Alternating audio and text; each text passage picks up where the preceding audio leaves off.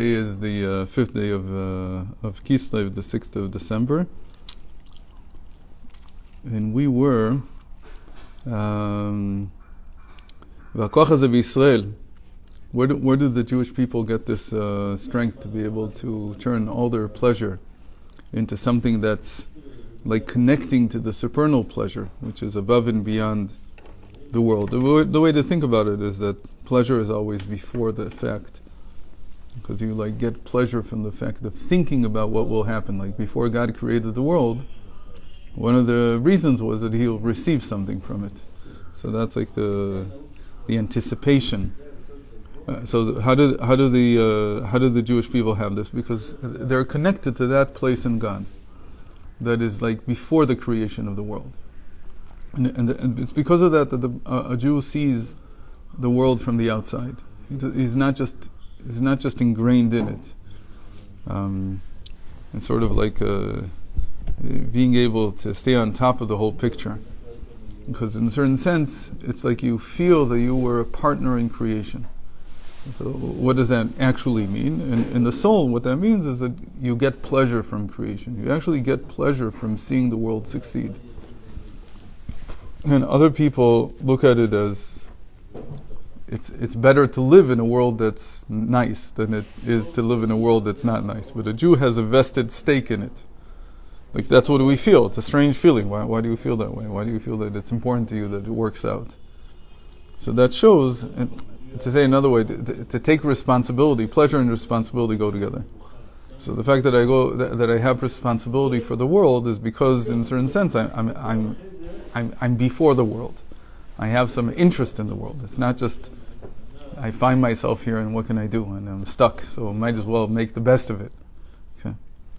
So it says that allows, and that comes from the fact because the spark of divinity inside the soul of every Jew comes from before wisdom. And wisdom is already inside the world. Wisdom is like, how do you make the world work once you're inside? Really, that's called mundane wisdom. Right. Right, that you can see yourself outside of it. And even there, they don't... All they show is that there are lower levels of being enslaved, let's call it, yes, within the picture of the world. The Matrix is not different than Plato's Allegory of the Cave. It's basically the same thing, just at a higher level. You can read into it whatever you want. When Jews see it, a lot of times they read into it all these Kabbalistic ideas, but there's no Kabbalistic ideas there. It's really just Plato's Allegory of the Cave. And so somebody is able to, and the whole scene where he comes out of it is like a person leaving a cave. Yeah. That's the whole thing. But the terrible thing is that when he comes out, it's an even worse world than the world he was in. Because the world he was in was a world where he was trapped, but he didn't know he was trapped, and it was actually okay. There's no pain, there's no suffering, or much less. And then when you come out, suddenly you see, hoy, I wish I didn't come out. But by us, it's exactly the opposite. It's exactly the opposite. You finally made the... Okay, that's why it's not Kabbalistic at all. This has bothered me. Okay, that's why it's not Jewish at all. You're right. It's a movie. It's a series of movies that in the future people will be enslaved by machines. And there's a lot of Christian allegory there too. But it's a Christian allegory, if anything. But it's really Plato's cave. But that's what really, you're saying is true. It's the opposite of our... Right, it's completely the opposite. Here, when you come out, so you see that all is good. That's right. That there was a good intention and years and years. Yeah, it's a story that people who are very, very depressed would write. It's not. Yes, no, you're right. It's not uplifting at all. But again, it's good for this idea that you're trapped. Your mind is trapped in something, and you can't free yourself of it. Okay, settled. But the question is, what happens when you untrap yourself? When you release yourself? כמבואר במקום אחר באריכות ש10 בחינות חב"ד שבנפש הן רק כלים לגבי הנפש היא במהותה ועצמותה למעלה מן השכל כי חלק אלוקה ממעל. It says, it's explained elsewhere, the soul itself, the psyche itself is much, much higher than what we call the intellect, because it's only using the intellect. In other words, this is a long, hot debate. What creates what? does consciousness create thought, or does thought can create consciousness? In other words, is consciousness a byproduct of the brain, or is consciousness something entirely different and it uses the brain? So here he says, obviously, the higher opinion is, it's not that the other opinion is wrong, it's just that it's from a lower vantage point. But when you look at it from the vantage point of Chassidus, so obviously the consciousness, the soul, the psyche is much higher, and it's using the intellect, the Chabad. Because the psyche itself, the consciousness, is a part of God above.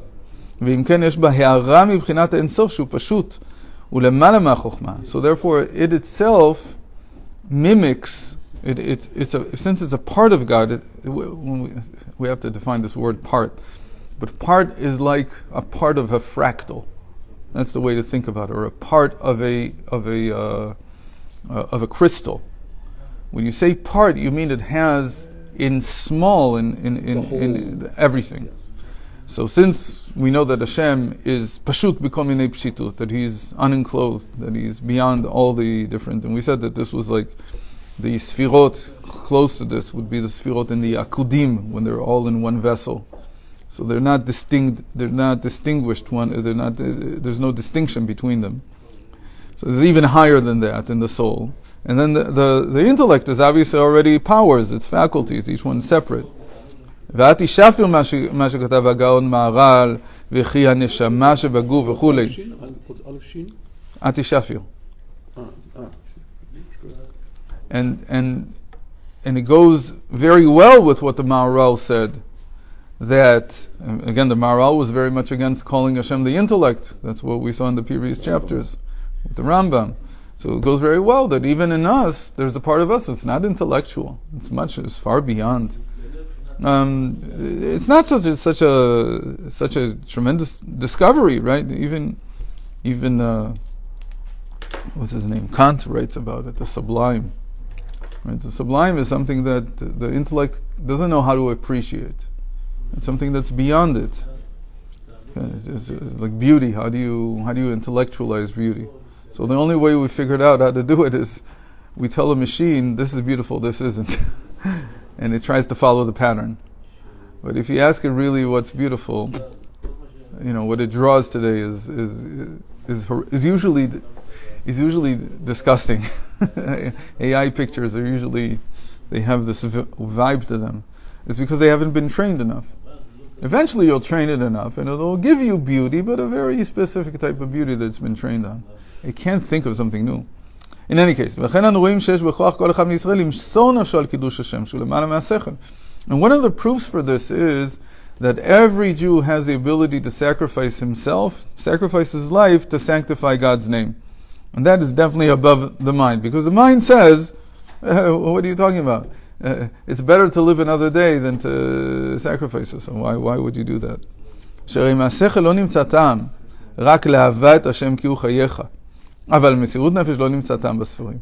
All the mind can come to is a conclusion that the reason to love God is because He is your life force. So you love your life force, you love Him.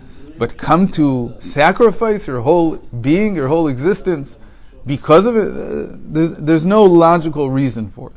What would you do with our cousins who are because they're sure they're getting more. In that case, they think they're very simple.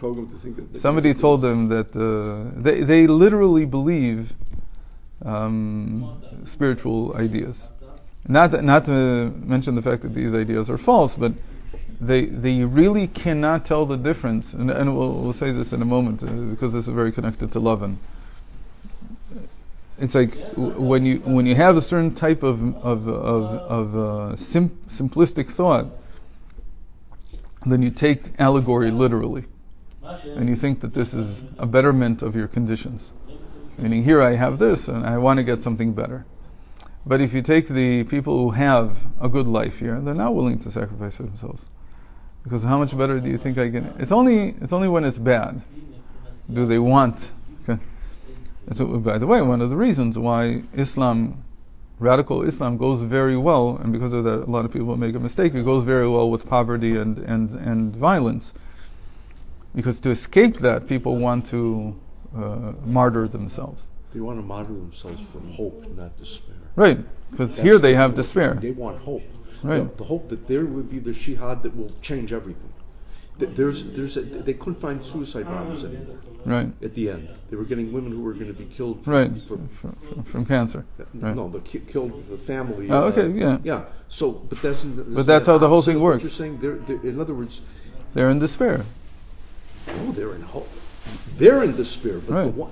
The one hope they have is something that's outside. Why did they do it? They did it out of hope. Hope that they would be the one to break us. Hope that they would be the shihad. At the end, they couldn't find. Maybe. To me, it's terrorism. But this maybe. is out of this. That's also it's something. out of hope, not despair. But when you break them, and they're done. I understand, but what do you care if you break someone? Because the only reason you care is because you're going to better your condition.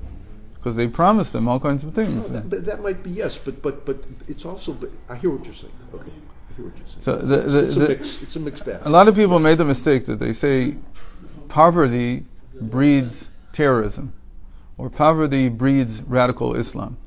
And it's actually the other way around. Radical Islam wants to have poverty and violence because it's the only way that it sustains itself. That's how it sustains itself. Because people need something to look forward to. We're saying the same thing. Right. Just okay.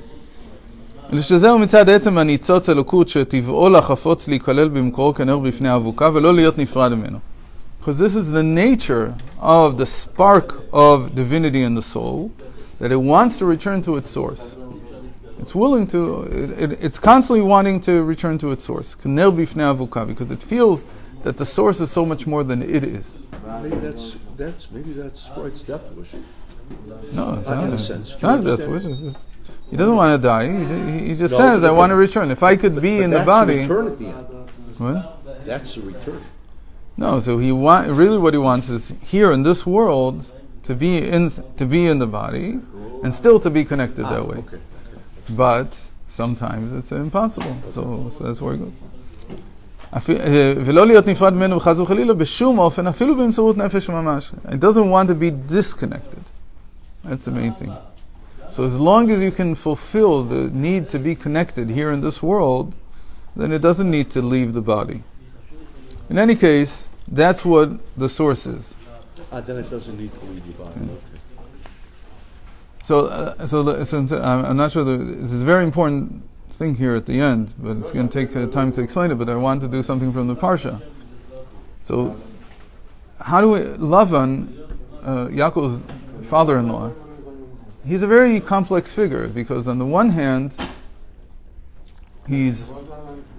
what do we know him as? Laban Ramai. Rami is Ramai. Like he's a cheat.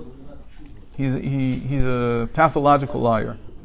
And the whole story with Yaakov is that whatever they agree on for Laban is like open for interpretation. Yeah, I told you I'd give you my daughter, but first I have to give you. You have to understand, he doesn't go back on his word. He's not like saying, I didn't say this. There are people who, when they cheat you, they say, I never said this.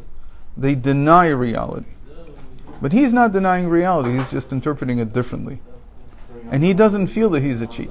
He just feels that reality is much more flexible than you think it is, Yaakov. And Yaakov, by coming out of the world of learning, where he was in Beersheba for many, many years, and going to Haran to get married, that for him is the act of leaving the world of the possible, because in learning everything is possible, everything is theoretical, so everything is possible, and going into the world of the practical. And saying, but Hashem also wants the physical world where things are very concrete. And if you say you're going to give me your daughter, and her name is Rachel, you can't give me your daughter, his name is Leah. It doesn't work that way. And Yaakov is fighting very hard to learn the 20 years that he's with him. He came with that purpose to become invested in the physical world. That's the great thing about the physical world. That 1 + 1 = 2. It can't be 3. But he's this thing with getting the brocha from Yitzchak. Right. You see that before that he's in that world. And he's leaving that world. And in fact, that's even the consequence. That you don't stay in that world. It's almost like the last parsha when he stole the blessings. So he received the blessings, but he's stuck in the world of the possible. And he's not in the world of the concrete. And so when his parents send him to Haran, that's part of the thinking. Okay, you proved to us that you understand the world of the possible, now go prove to yourself that you can live in the world of the concrete. But Laban, he lives in the world of the possible entirely. He's a cheat and a liar, but not because he's denying what he said. He's just reinterpreting it all the time. It's like, what is he like? What do we say he's like in Kabbalah? We say he's the light, Loven Elyon, he's the light that's before the reality. He's not living in reality. He lives in a very, very high place in God, where everything is possible. Everything is possible. You understand? There's people who are like that. And for most of the people in the world, it's hard to understand this. But again, if you have someone who just contradicts what he said, yesterday I said this, today I deny it, and I said something else, that's a person who lives in the concrete world. He understands you can't say two things at the same time. So either I said this or I said that. See the politicians here. It's a type of sociopath. Right. But Laban, he lives, but he's not living there, he's not an evil character. What we see in Laban is the guy who wants us not to become part of the world. That's what we see in him. And when he's the world of learning? He's the world that's before the concrete world. And he's the challenge that Yaakov has. He has to deal with him for 20 years to see if Yaakov is willing to invest himself fully in the concrete world. And that's why he builds the nation of Israel in the end. He has the 12 tribes because he's the one who actually went into the world and fought this inclination that every Jew has, because that's what we're saying here, that Jews, our spark of divinity is from before the world. So we have a tendency. We have Laban in us. We say Laban is one of our fathers. He's still one of our fathers. Now, the point I wanted to make is, in the end, they don't fight or quarrel or anything like that. The only way to get out of that is for Yaakov to run away. He just has to escape it, and that's what he does. And finally, when they confront, when Laban comes and Hashem says to him in the dream, "Don't do anything to Yaakov," so he doesn't do anything. But the solution is to build a barrier. Galed. Galed is a barrier, meaning I'm not killing you. I'm not interested in you, but you have to have your place. We call that a makif.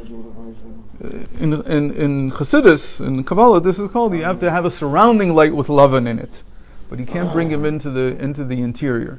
If you bring him into the interior, you break everything you built. So that's really the whole lesson from Laban. That's what Yaakov was out to create. He was out to put that world of possible in its right place. Now, why is it so important? Because when you daven... You mean Laban was trying... Say that again. Laban was trying to overflow into and overtake Yaakov's building of a concrete reality. Yes. He was trying to bring it back into the probable. Yes. He says, the daughters are my daughters, the children are everything is mine. Yes. What are you talking about? I built this. Yeah. No. For the person who's like this, there's no borders in the world. He doesn't care for borders. That's why the only solution is to set up a border and to say, I relegate you to my surrounding light. Don't enter. There's a border. There's a limit. Fight with the globalists. Something like that, right? That, yes. Right. You have a place, because otherwise there's no creativity, there's no thought. But I can't have you overtake everything that I built. So when do we do this? We need Laban every day when we daven. When you daven, you're in the world of the possible. When you're talking to Hashem, that's the whole point here. When you're in the world of davening, here you're talking to Hashem about what's possible, not the concrete. Okay? Especially up to Kriyas Shema. So both there and also in the learning. And in the learning, you also use him to some extent, right? We have a lot of limits on what we do in learning also, but in davening there's no limits. No limits at all. There's no Shlosh Karei Tefillah. There's no 13 principles of davening. Davening is whatever you want to ask Hashem for, whatever is in your mind possible, that you should ask Hashem for. So that's the rectification. That's why we don't get rid of him. There's no point of getting, and we mention him every all the time. Ma bikesh Laban arami la'abed et hakol. How can you la'abed et hakol? Men yishmer v'amrah l'mam v'yisborach. How can you lose everything? You can lose everything when you break down the concrete. Okay. So good Shabbos, and next week we'll start with Vayishlach.